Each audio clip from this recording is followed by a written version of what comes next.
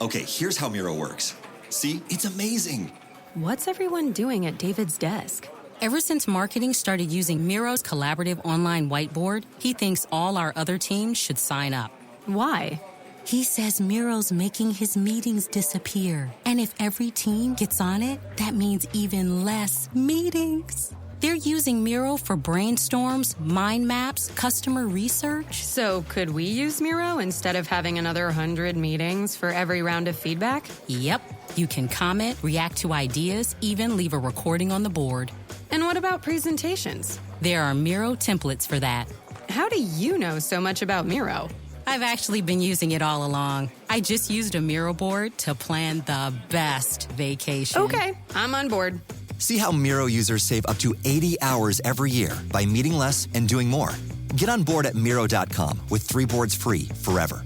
That's MIRO.com. MSW Media.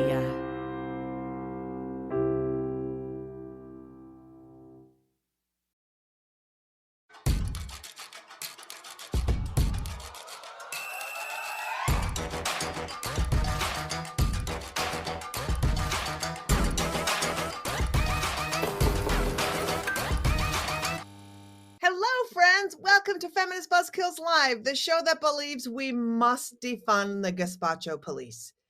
I'm Lizz Winstead, and with me are my fellow Buzzkills and co-conspirators, Moji Alawode-El.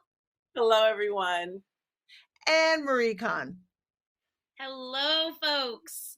Thank you all for joining us. Coming up on the show, Liz sits down with musician, activist, and host of the Opus podcast, Windy City's finest, Jill Hopkins.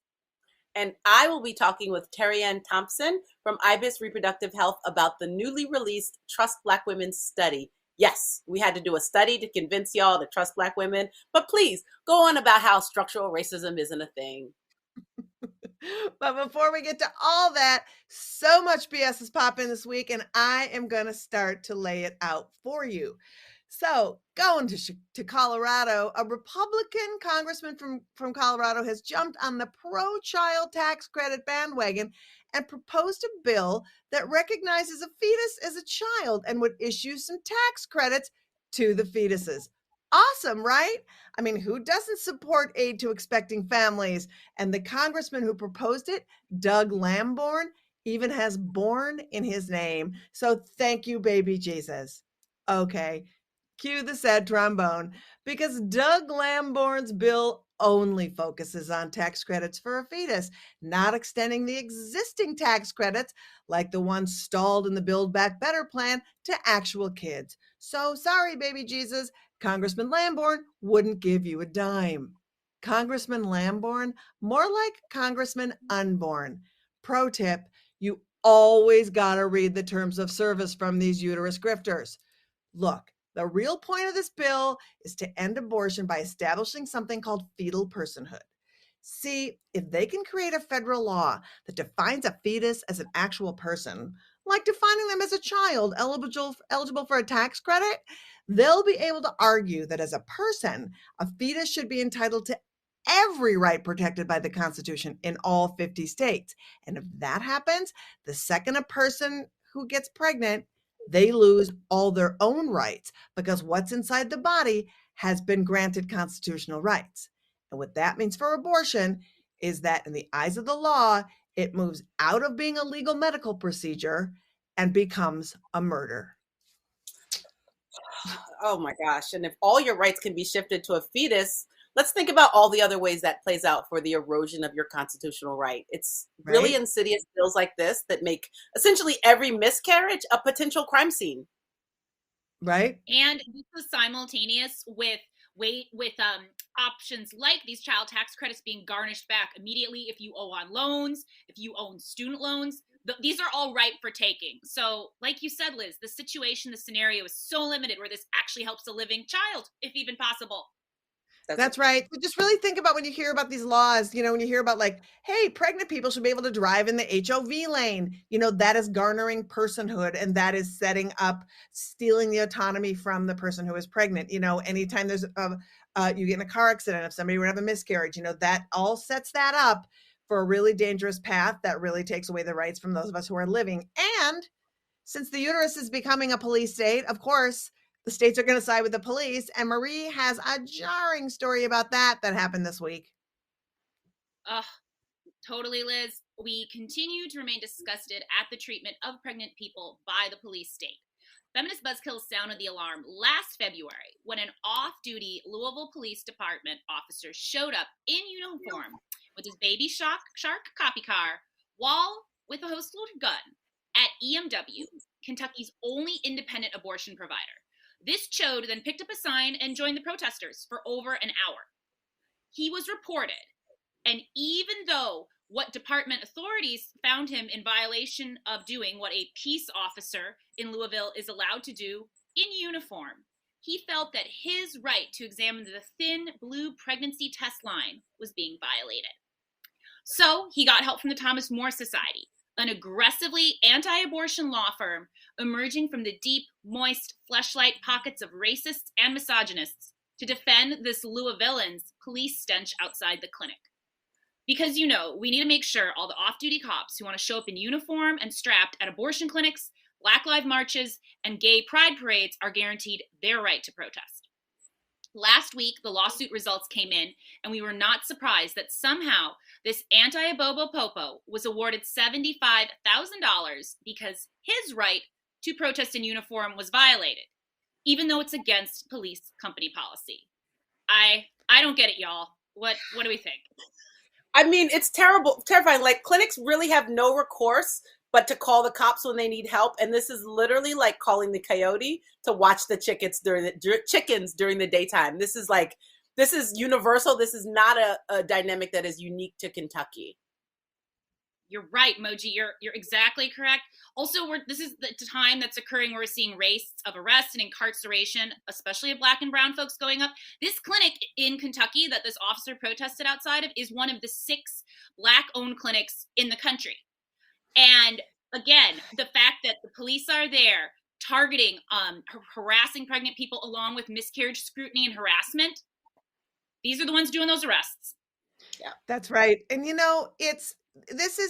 we were in North Carolina, watched cops defend an aggressive protester who was literally rubbing his penis against the people who were escorting patients. We have seen cops passing out water in South Bend, Indiana at the clinic there. And in North Carolina, again, there was an instance where a protester brought a gun. The gun went off. The cop showed up, asked the protester to leave, and allowed the other protesters to stay and continue protesting. So this violence is continuing, and the intersections of the police and the anti-abortion extremists is very real. And, the only way that I see it ending is not a good one, because as we look ahead towards what's happening in June with Roe v. Wade probably overturning and having all of these states have laws that are going to just trigger abortion ending in their state, Kentucky's one of them. So I guess the way we have to end cops harassing people at abortion clinics is closing abortion clinics. That seems problematic. Liz, that's a terrible joke. That's a terrible joke. Really a terrible joke. I am with you 100%. Really wish you were joking, but the countdown to the end of Roe, it has begun. And California, Illinois, DC are frantically disaster prepping for the onslaught of abortion seekers who'll be traveling there for care once Roe v. Wade falls. Texas's ban has been a real-life example of what would happen if there was limited abortion access. And states as far as Maine and everywhere in between are reporting being overwhelmed with patients from the Lone Star State. The most abortion-forward states like California and Illinois are doing all they can in anticipation of a horrible SCOTUS ruling in June. They're training more staff, they're adding clinics when possible, they're even setting up travel centers so that people who need to cross state lines to end a pregnancy have the resources to do it safely. In fact, California's governor even named his state an abortion sanctuary because clearly abortion access is a dying breed that can't reproduce in the wilds of the gerrymandered states. Listen, a handful of states expanding access simply cannot accommodate the volume of patients expected to need care. Clinics in those states are already swamped. It's not like abortion providers are just sitting around doing Wordle and binging Succession, hoping a patient might wander in to break up the monotony. They're providing abortions all day, every day. So what does it look like when Roe is overturned? Well, 26 states will immediately have a complete or near abortion ban on abortion. And that means 75 million people of reproductive age will be looking for another state to get care. So I need someone to tell me how 6 states with only one Gavin Newsom's going to be able to handle that load. Anyone? I mean, I think people need to understand the profundity that right now, with Roe still in place, 87% of the counties in America are without an abortion provider. So, Moji, is there some kind of real world like example that you could walk us through of what all this looks like? Liz, I got you. Since 2014, Missouri has had 1 clinic. That lack of access means that almost half of the abortions done in Kansas are Missourians who had to travel there. Kansas only has 4 clinics, and currently the wait for an appointment can be up to 6 weeks. So when Roe is gutted, they'll have the overflow from Oklahoma and Arkansas and Mississippi and Alabama, and people will have to try further and further in all kind of directions across several states. And that is for the people who can afford it, right? Like, that's what you want to do with your vacation time? That's the huge piece, Moji. Abortion travel, it's largely out of the reach of most pregnant people. Most of us just don't have the opportunity to just drop what we're doing and go get medical care in another state. And while clinics are doing what they can, we really need people to have care in their communities. That's what abortion access is, not just being able to go to a handful of spaces. We need this accessibility available to folks in their home states and their hometowns without barriers. That's right. And these barriers we're talking about abortion, but access to care and barriers is across our medical community. Reproductive health in all its forms, it has horrible barriers and profoundly affects Black and brown folks. And our guest today is out with an incredible study to talk about the disparities in healthcare. And so I'm going to turn it over to Moji and our guest. I am so excited to talk to the senior research scientist at Ibis Reproductive Health, and they just released a report on Black women's health outcomes in North Carolina and Georgia. Please welcome Terri-Ann Thompson. Hi, everyone. Hello. Hi, thank you so much for joining us. Thank you so much. It's my pleasure, really. I was joking that I'm a first-time caller, but long-time admirer. So thanks for having me on. We love to hear it. The Trust Black Women study was a truly collaborative research project. Can you tell me about the partners on this process and how the research was done? Absolutely. So the Trust Black Women study is a collaboration between Sister Song and Ibis Reproductive Health. And we, from the very beginning, recognized that the best way to do this kind of work, the best and most authentic way to do this kind of work, would be to actually have researchers and community leaders working together on every facet of the research process. That means from the question to garnering the funds to do the work, to designing the study, collecting the data, interpreting the data, and then disseminating those findings. And so joining our efforts, Sister Song and Ibis Reproductive Health, was a fantastic research board that consisted of Black women leaders in both North Carolina and Georgia, as well as partner organizations within the Trust Black Women movement. So it was very exciting and very much an honor to be a part of that. And very informative. I read a little bit of it, and it really highlights how racism, both structural and individual, impacts Black women's reproductive health care. In sort of looking at the data, what were some of the most alarming findings about the disparities in care?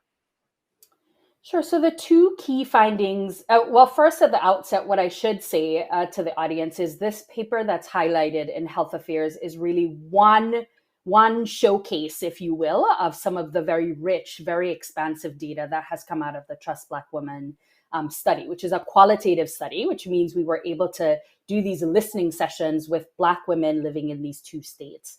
The key findings from this paper that's focused on racism as a thorough line, if you will, through the reproductive health experience of Black women in the South, are first that racism was experienced across a range of reproductive health services. So that's contraception, abortion, maternal care, preventive care, and prenatal care.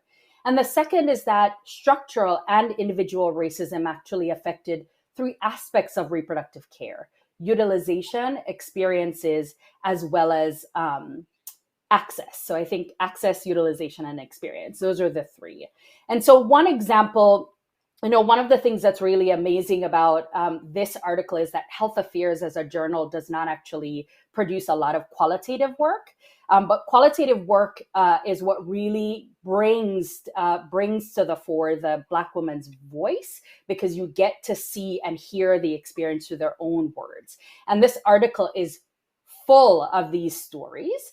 And one of the examples I can give you is that there's an illustration of individual racism, which really focuses on or brings into sharp focus the ways in which dismissal or disbelief of a persistent medical issue actually influences utilization of reproductive health care. And so what we heard from Black women in this study is that eventually, you get your issue gets dismissed enough, unbelieved enough, that you actually forego going into the medical system for an issue. Or you might actually seek out alternatives, which for some included avoiding the hospital system entirely, or you might lean further on your social support networks to help you navigate what is a very sort of traumatic, very adverse environment in which to deliver, as an example, or in which to, get prenatal care, as another example.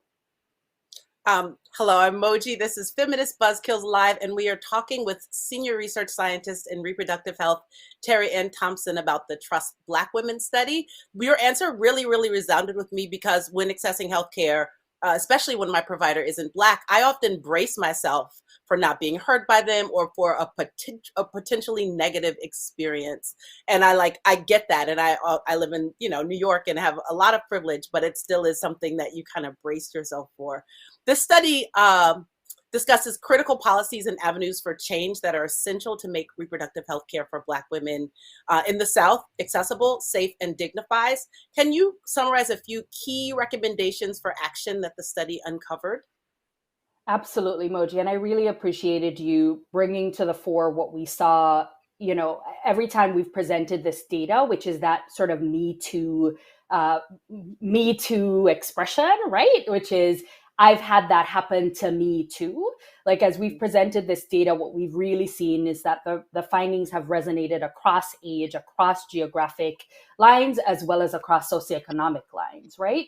So thinking about what you mentioned, Moji, which is this activation, the harms caused by activation of stereotypes, that comes up a lot in our articles, and it actually presents some ways forward. So when we think about things like mandating cultural competency training, that's one way forward. When we think about putting into the space measures, quality measures such as discrimination, measures of discrimination that places like the Centers for Medicaid and Medicare can actually use to incentivize hospitals to actually do better. Or quite frankly, back to this idea of getting a clinician or a provider that looks like you, mandating federal funding for programs that actually are dedicated to increasing the participation of underrepresented minorities in the medical field. So these are some policies that you can actually put into place. But beyond that, this is a show about abortion access. We all know that one of the very clear policies that we can put into place, because we saw this in our article, is actually making sure that we have expanding federally funded Medicaid programs, as well as actually enacting policies such as the EACH Act. We've heard Alawode-El talk about it, but we need to restore and require health insurances to actually cover abortion care in this country. Terri-Ann, it's been incredible talking to you, and we have to wrap. But before we leave, is there any one thing you want to tell people today that could help increase equity for Black women in healthcare, individual things people could do? Oh my God, there's so much. There is so much.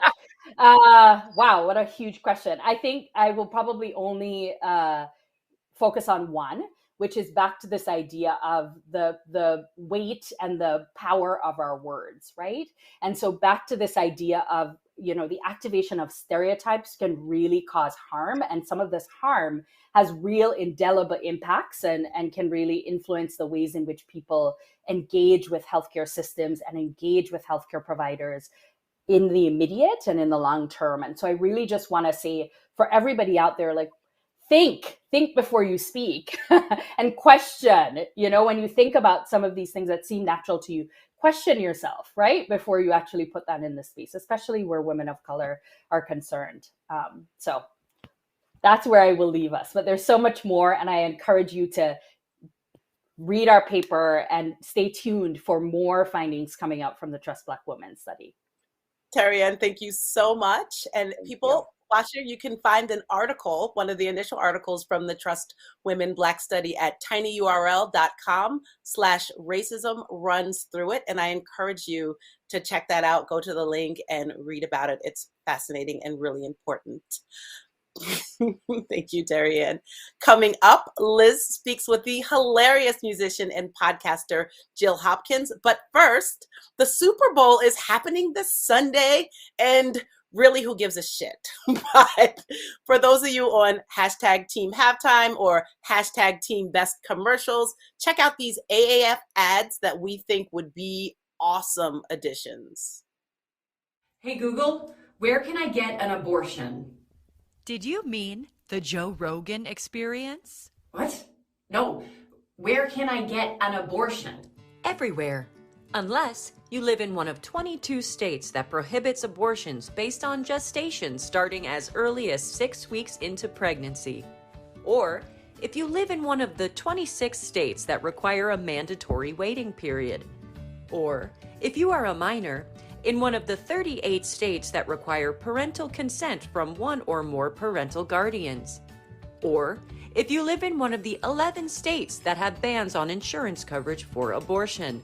Or hey Google, where is the nearest abortion clinic? The nearest abortion clinic is now 250 miles away. That's impossible. Hey Google, where is the nearest abortion clinic to me? I heard you the first time. The nearest abortion clinic is now 250 miles away. If interested in making an appointment at an abortion clinic, one should do so soon, as 26 states are poised to make abortion illegal as soon as Roe v. Wade is overturned. Hey Google, just tell me, can I get an abortion, yes or no? Are you wealthy and white? Yes! You'll be fine. Google Home. Even we can't make abortion access easier. If you become pregnant after a rape, 26 states require you buy a special insurance policy to cover an abortion. Someone stands to profit. Hi there! Welcome to Regressive Insurance. Are you here for your rape quote? Yes. Would you like to see if you qualify for the She Wasn't Asking For It discount? Sure. Great! Where do you live? Grosse Pointe. Discount! Turtleneck. Discount. Modest skirt. Discount! Just a few more questions. How many drinks do you have a week? 2 to 3. Discount? Do you drink alone? Yes. Discount! Do you ever drink with men? Yes. Have you ever accepted a drink from a strange man? Yes. Those last two are gonna cost you. Is there anything I can do? Well, the Washington Post says married women get raped less. So I'll get a husband! Congratulations! Discount! Can I be a bridesmaid? Of course! I think I'm giving like Regressive, when the stigma is not enough. Hey everybody, welcome back to Feminist Buzzkills Lives, aka the Abortion Hype House. My next guest is a Chicago-based musician and an activist who has performed with AAF a few times in our concert series Do Re Mi Tu, Sexist Songs Reclaimed by Righteous Women. Here she is covering the trash song Man Eater by Hall & Oates, and we will definitely put a link up to this amazing rendition in our YouTube description.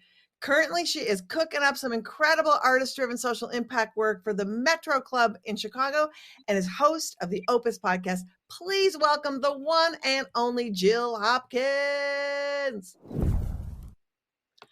Hi, friend. We had to bring back you in a bathing suit in a pool. So, Jill, I had the pleasure meeting you when you were hosting a radio show, WBEZ, and you helped promote our comedy show, which was helping raise awareness around abortion access. You keep saying yes to raise awareness around this issue. One thing that I love about you, and one reason that I love to always highlight um, people who bring art and activism together, is that you get a lot of shit for it. So when people do it, I like to give people props. So tell me, why is it that reproductive health rights and justice is something that you have made a commitment to be forward on and put your face with? I like to say that my relationship with my reproductive healthcare provider is one of the longest lasting and healthiest relationships that I've ever had. So I just want to make sure that, folks who are artists, who are largely uninsured, especially in the United States, know about the resources that are out there for all of us who don't always get the chance to go to a fancy doctor or don't always have a say in, whether or not our providers look like us or anything like that. I just think that as long as we don't have universal health care and we still expect artists to work for whatever we pay them, that it's really important to kind of make sure that those two worlds know about each other. And so Yeah. here I am And trying to bridge that's that gap. awesome. And I think for people with uteruses too, I think a lot of folks don't understand that being able to get pap smears, a lot of folks are using gynecologists as their primary care doctors because you can get a lot done in that cavity search, if you will. But you have a career that I just love. People who you're a musician, you're a writer, I'm going to call you, I don't know if you identify as a comedian, but I identify you as a comedian, just somebody who is funny. And you're also a podcaster. And now you've taken on this new role at the Metro, which is I live in Minneapolis half the year and Brooklyn half the year. And so my fans are always I compare the Metro to First Avenue a lot. It's one of those premier clubs that launches the career of people and that people go back to time and time again. And one of the reasons I'm so glad you're on this week is that in a week that we have spent watching people weigh in on white supremacy on Spotify and how they feel about it, to have you doing really great culture work at the Metro is really important. And I would love for you to talk about what it is you're doing at the Metro and what kind of programming you're going to be throwing into the mix there. Sure. It's a new position, which is very exciting to me to kind of step into previously unoccupied shoes.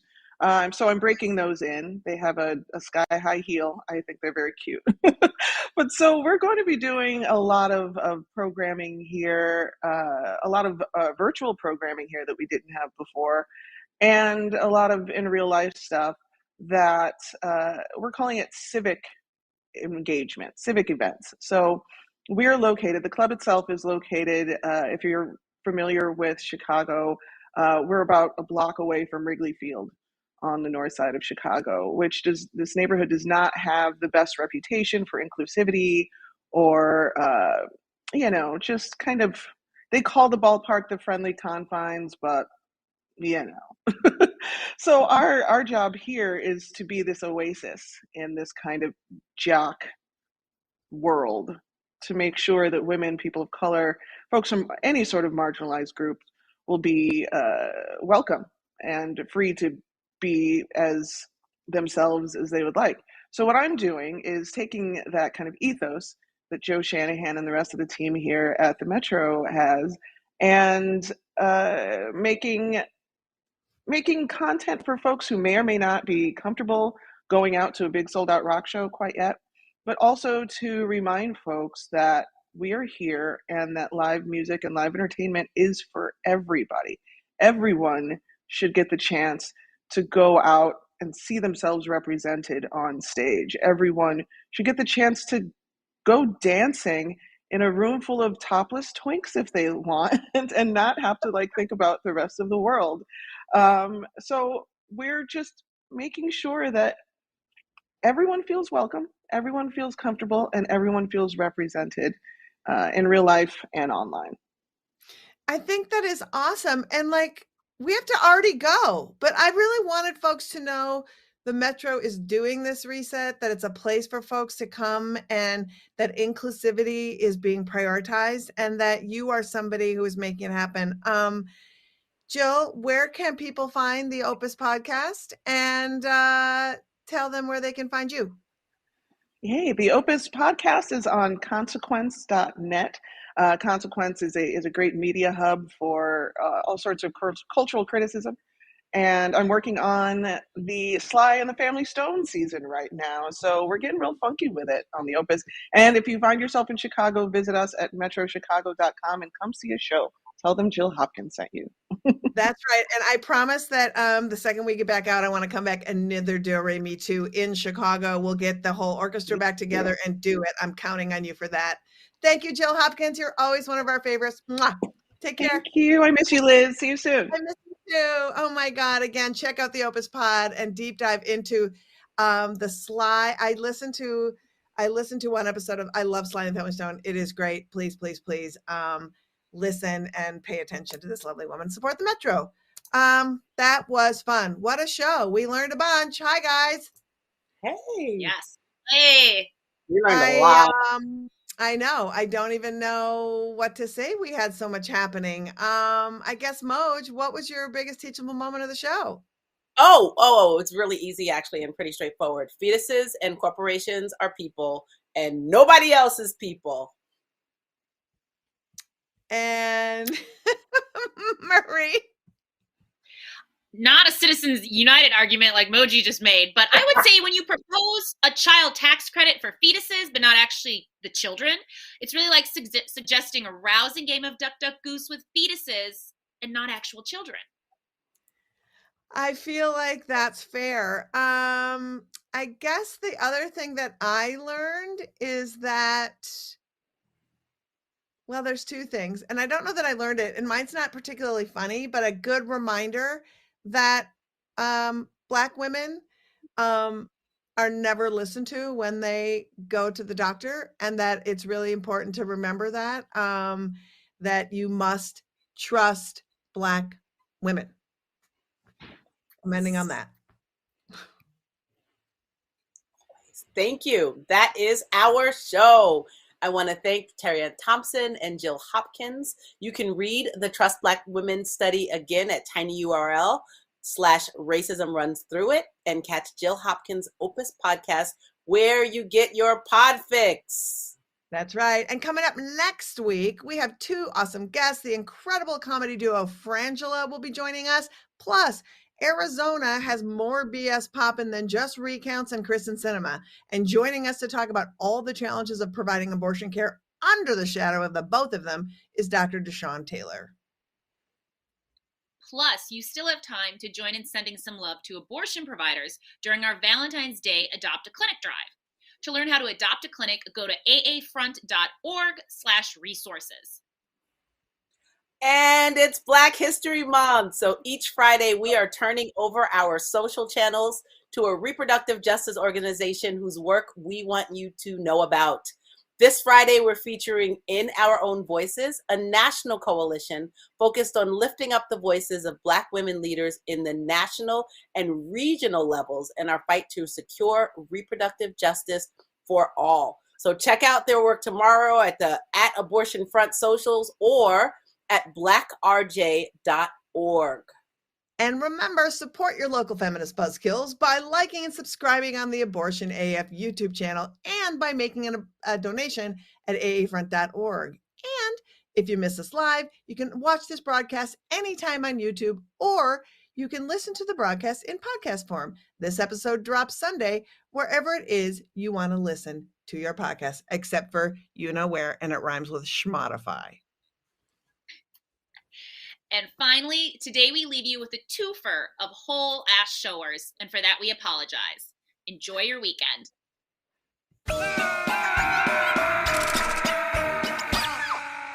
Now, you can't get Advil or ibuprofen in a elementary, junior high, or high school, Tim, without parental consent. You can't go on a field trip without parental consent and Unless a signed it's- document. Unless it's to the abortion center. Yeah, Right. you can take a field trip I to the see. abortion center to kill your parent's grandson without parental consent. And not just that, but the high priests of secular progressivism will coach schools on how to ensure that parents don't find out. Feminist Buzzkills Live is a production of Abortion Access Front. Subscribe to our YouTube at aafront.org/FBKsub. Jake Knapp is the inventor of the Design Sprint and the New York Times bestselling author of the book Sprint. He's also the co-founder of Character, a venture fund for early-stage startups. How and why did you start using Miro? I came from this position of thinking, I don't want to be doing stuff online, to thinking now when I do a sprint in person with a company, it's like, we're going to use Miro, even though we're all in the same room, because that's a better way for us to get this work done. As an investor, we're basically investing in their ability to solve problems. We're saying, we think this group of people is going to be able to solve a problem in a really great way and create value by doing it. And actually, you need to give people the tools that can help them make decisions, help them collaborate, help them visualize and see things in a different way. And Miro does all those things. So to me, at least as an investor, I'm thinking, give the team the tools that are going to help them think, that are going to make the most, brighten their skills as smart folks. And Miro is at the top of that list for me.